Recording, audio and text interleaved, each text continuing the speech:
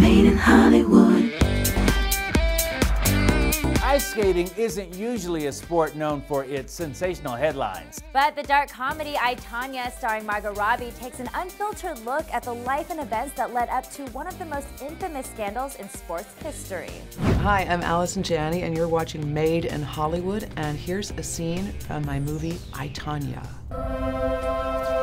The haters always say, Tonya, tell the truth. There's no such thing as truth. Everyone has their own truth. I found myself having compassion for someone who had a dream, fought for her dream, but then ultimately was over and over again judged because she was poor, because she didn't live up to an image.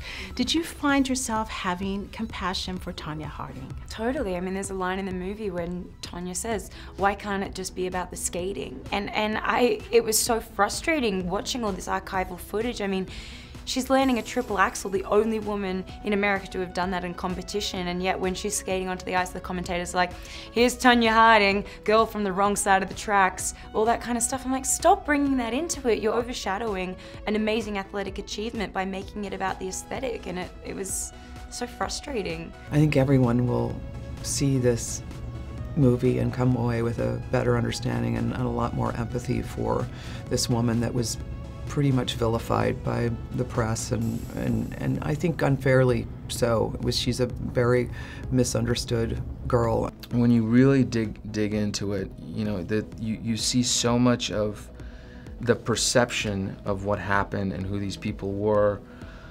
that was placed on them by the media. And the more you dig past that, past the noise, you start to really see the human beings a little bit, and you kind of see what they experienced and what happened to them. I was the best figure skater in the world at one point in time. I'm nothing compared to obviously what Olympic level ice skaters can do, but to get to the point to look like I could be an Olympic level ice skater took a long time. When I was a kid, did you ever love me? I made you a champion, knowing you'd hate me for it. That's the sacrifice a mother makes. You cursed me. In doing your research, what were you surprised to find out about?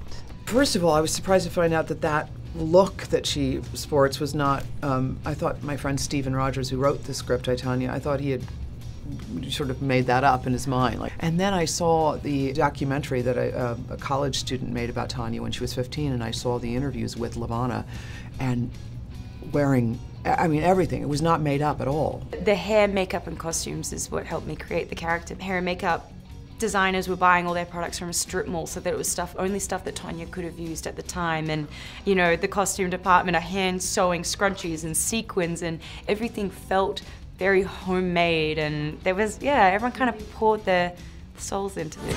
We're gonna need to even the playing field. I know a guy, shouldn't even be saying his name. Derek. The press wanted me to be the pile of crap.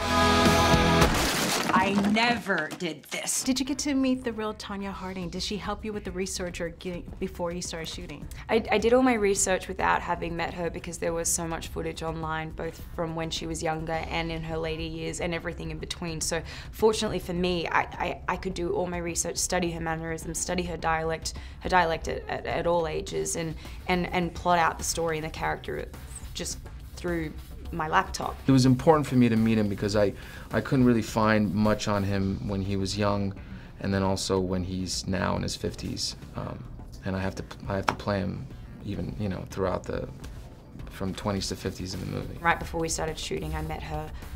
Our director Craig and I flew to Portland. We sat down with her for a couple hours and just talked to her as a person, which was amazing. I mean, come on! What kind of friggin' person bashes in their friend's knee? Who would do that to a friend?